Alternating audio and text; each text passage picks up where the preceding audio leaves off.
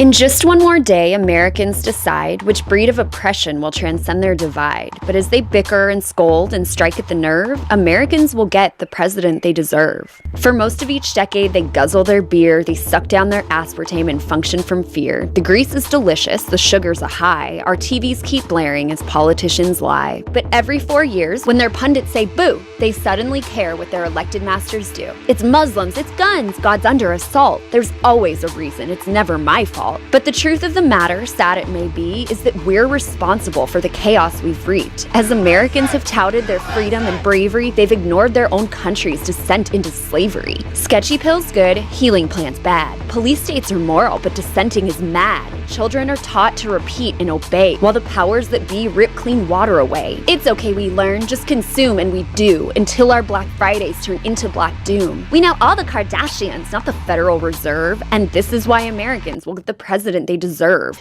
We bicker over chasms intentionally laid by snaky sociopaths out to get paid. We get wasted on fantasies of our ideal state, and they use our ignorance and cash to sow hate. They hate us because we're free, they told us nonstop, so we went about our lives while their wars popped off. Thanks to their violence, 1 million are dead, yet we can't get 3,000 out of our heads. Fighter jets and drones turn children to vapor as every explosion incites vengeful anger. But the real problem you see is not just these crimes, but that those chasing power drip from the same slime. No matter which tyrant proceeds to prevail, the American empire is destined to fail. No way, their minions yell, it's me my guy will serve. And this is why Americans will get the president they deserve. One represents the corpo-fascist order, takes their money, drops their bombs, then acts like a martyr. She's every policy that's made America corrupt, and the buyers of influence power erupt. Never Hillary, many Americans scream, a liar, a fraud, she destroyed the American dream. But on the other side lurks an equal danger. One rabid nationalist swears a game changer. He came from America's love of the vile, the arrogance, shaming, materialism, and guile that we claim to loathe because Americans are polite, then proudly excuse because, you know he's right. One's the Antichrist, the other's a savior. Neither side owns their lesser evil's behavior. He never said that, she'd never dare. They lie to themselves so they don't have to care about the crimes in their name they'll allow to be served, and this is why America will get the president it deserves.